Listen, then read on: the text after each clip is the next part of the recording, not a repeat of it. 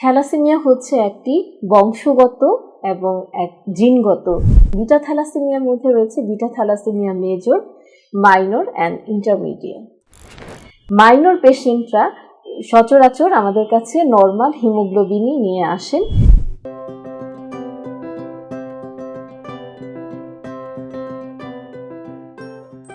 আসসালামু আলাইকুম, আমি ডাক্তার নাসরিন আক্তার কাকলি, অ্যাসিস্ট্যান্ট প্রফেসর হিসেবে কর্মরত আছি বাংলাদেশ মেডিকেল ইউনিভার্সিটি হেমাটোলজি বিভাগ, সাবেক পিজি হাসপাতাল। আজকে আমরা জানব থ্যালাসেমিয়া সম্পর্কে। প্রতি বছর 8ই মে আন্তর্জাতিক থ্যালাসেমিয়া দিবস পালিত হয়। এবারের প্রতিপাদ্য বিষয় হচ্ছে together for thalassaemia, uniting communities, prioritising patients, অর্থাৎ থ্যালাসেমিয়ার জন্য একসাথে সম্প্রদায়গুলিকে একত্রিত করা, রোগীদের অগ্রাধিকার দেয়া। থ্যালাসেমিয়া সম্পর্কে আমরা জানি, থ্যালাসেমিয়া হচ্ছে একটি বংশগত এবং এক জিনগত রোগ। এটি বংশানুক্রমে হয়ে থাকে। বাবা মা দুইজনই থ্যালাসেমিয়ার যদি বাহক হয়ে থাকে তাহলে সন্তানের থ্যালাসেমিয়া হওয়ার প্রবণতা অনেক বেশি। আমাদের শরীরে লোহিত রক্তকণিকা, শ্বেতকণিকা এবং অনুচক্রিকা রয়েছে। তার মধ্যে লোহিত রক্তকণিকার যে হিমোগ্লোবিন, এই হিমোগ্লোবিনের ত্রুটির কারণে থ্যালাসেমিয়া রোগটি হয়ে থাকে এবং এই হিমোগ্লোবিনের মধ্যে যে প্রোটিন রয়েছে তার মধ্যে আলফা এবং বিটা চেইন রয়েছে। এদের স্বল্পতার কারণে অথবা স্ট্রাকচারাল ত্রুটি বা গঠনগত ত্রুটি অথবা একদমই অ্যাবসেন্ট থাকার কারণে এই থ্যালাসেমিয়া রোগটা হয়ে থাকে।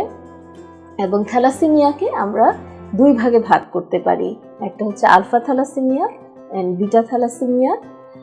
থ্যালাসেমিয়া দুই রকমের মধ্যে আলফা থ্যালাসেমিয়া ছাড়া বিটা থ্যালাসেমিয়ার মধ্যে রয়েছে beta thalassaemia major, minor and intermediate. Beta thalassaemia major এই রোগীগুলো সবচেয়ে বেশি আমাদের কাছে আসে এবং এই রোগীগুলোকে আমরা থ্যালাসেমিয়া মেজর যে রোগীগুলো, সেই রোগীগুলোর লক্ষণ সম্পর্কে আমরা একটু জানব। আমাদের কাছে রোগী আসেন ফ্যাকাশে ভাব, অতিরিক্ত ফ্যাকাশে ভাব নিয়ে আসে। তাছাড়া ঘন ঘন ইনফেকশনে সংক্রমিত হওয়া, প্লীহা বড় হয়ে যাওয়া, এছাড়া কিছু মুখাবয়বের কিছু পরিবর্তন অনেক সময় নিয়ে আসেন। এই পেশেন্টগুলোকে আমরা কিভাবে পরীক্ষা করব?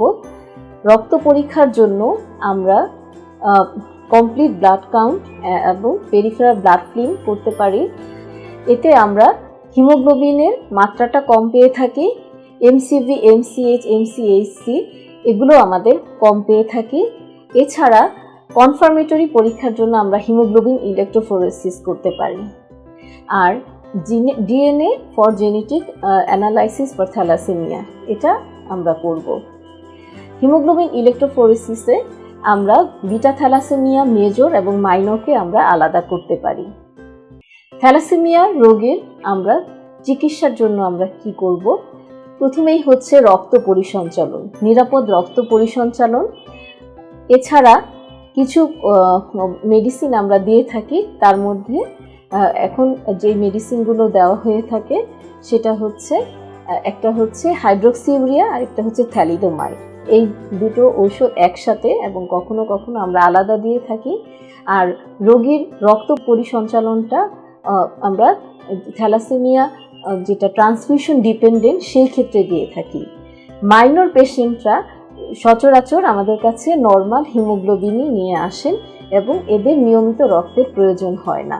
থ্যালাসেমিয়া রোগীদের কিছু জটিলতা দেখা যায়। তার মধ্যে অন্যতম হচ্ছে বেশি বেশি রক্ত পরিসঞ্চালনের কারণে আয়রন ওভারলোড হয়ে থাকে এবং এই আয়রন ওভারলোডের জন্য পেশেন্টের দেখা যায় যে কোনো কোনো সময় হার্ট ফেইলিউর অথবা শরীর কালচে বর্ণ ধারণ করে থাকে। আর বিভিন্ন জয়েন্টে অনেক সময় পেইন নিয়ে আমাদের কাছে আসে এবং এই আয়রন মাত্রাধিক হয়, তখন আমরা সেটার জন্য আমরা কিছু ঔষধ দিয়ে থাকি। থ্যালাসেমিয়া রোগীদের জন্য নির্দিষ্ট আরেকটি চিকিৎসা রয়েছে যেটাকে আমরা বলি হচ্ছে স্টেম সেল থেরাপি অথবা বোন ম্যারো ট্রান্সপ্লান্টেশন। একমাত্র এভাবেই থ্যালাসেমিয়া নিরাময় সম্ভব, কিন্তু এটি বয়সভেদে এবং ডোনার পাওয়াটার উপরে অনেক কিছু নির্ভর করে থাকে। 3 লাখেরও বেশি শিশু জন্মগ্রহণ করে প্রতি বছর আমাদের দেশে থ্যালাসেমিয়া নিয়ে, অর্থাৎ 10% মতো থ্যালাসেমিয়া মেজর পেশেন্ট আমাদের দেশে রয়েছে এবং প্রতি মাসে 70,000-এর বেশি থ্যালাসেমিয়া শিশু বিশ্বে জন্মগ্রহণ করে থাকে। এবং থ্যালাসেমিয়া মাইনরের এটা হচ্ছে 10 থেকে 15%। থ্যালাসেমিয়া রোগে প্রতিরোধ আমরা কিভাবে করতে পারি? বিবাহ পূর্ববর্তী স্ক্রিনিংয়ের মাধ্যমে থ্যালাসেমিয়া রোগ সম্পর্কে আমরা জানি। থ্যালাসেমিয়ার বাহক যারা, তারা একেবারেই সম্পূর্ণ স্বাভাবিক জীবনযাপন করতে পারেন। রোগ সম্পর্কে আমরা সচেতন যেরকম হব, তেমনি রাষ্ট্রীয়ভাবে এবং আমাদের পরিবারের সচেতনতার মাধ্যমে আমরা থ্যালাসেমিয়া রোগীদের প্রতি সাহায্যের হাত বাড়িয়ে দিই। আসসালামু আলাইকুম ওয়া রাহমাতুল্লাহ।